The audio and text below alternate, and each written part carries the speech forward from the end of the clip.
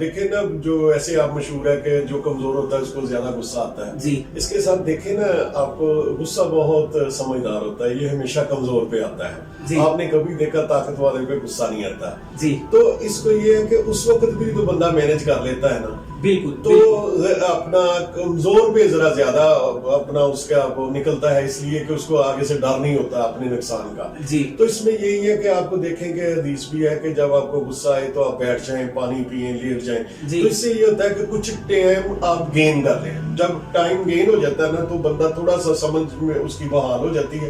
دیکھیں جب غصہ آتا ہے تو انسان کے اندر اس کا جو ایڈرینالین ہارمون ہے وہ تیز نکلتا ہے. جب ایڈرینالین تیز نکلتا ہے تو بندہ فائٹ اور فلائٹ کے موڈ میں چلا جاتا ہے. جی تو تھوڑی دیر بعد آپ جب ریلیکس کرتے ہیں نا, پانی پیتے ہیں, جو حدیث کے مطابق چلتے ہیں, تو وہ چیزیں اپنی نارمل سطح پہ آنی شروع ہو جاتی ہیں.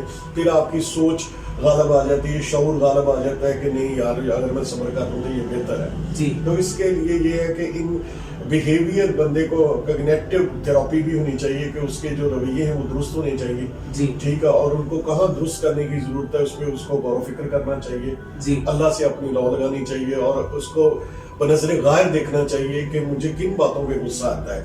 دیکھیں یہ سب سے اچھی بات ہے کہ کچھ چیزیں آپ کے کنٹرول میں نہیں ہیں, آپ ان کو بدل نہیں سکتے.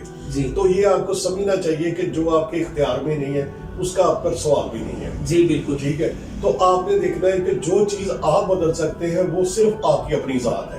جی آپ دوسروں کو نہیں بدل سکتے. سب سے پہلے آپ اپنے آپ کو ہی بدل سکتے ہیں.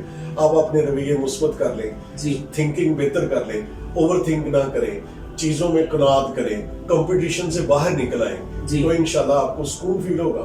الحمدللہ. یہاں پہ استاد جی وہ میں رسول اللہ صلی اللہ علیہ وسلم کا فرمان بھی ایڈ کرنا چاہوں گا کہ آپ نے فرمایا لیس الشدید بالسرعہ انما الشدید الذی یملک نفسہ عند الغضب. پہلوان وہ بندہ نہیں ہے جو دوسرے کو بچھاڑ دیتا ہے, بلکہ پہلوان اصل میں وہ شخص ہے جو غصے کے وقت اپنے آپ پہ قابو رکھتا ہے.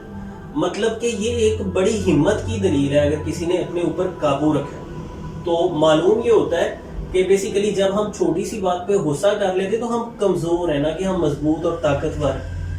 تو یہ ایک بہت اچھی بات آپ نے واضح کی ہے, اور رسول اللہ صلی اللہ علیہ وسلم کے فرمان کا ہی یہ مفہوم ہے کہ ہم بیسیکلی مضبوط خود کو ثابت کر سکتے ہیں برداشت کے ساتھ. بالکل بالکل بیٹا آپ کی بات صحیح ہے ساجد بیٹا, آپ نے بالکل اچھا یہ جو بتایا, اس سے جی لوگوں کو روحانی اپنا تعلیم بھی ملے گی.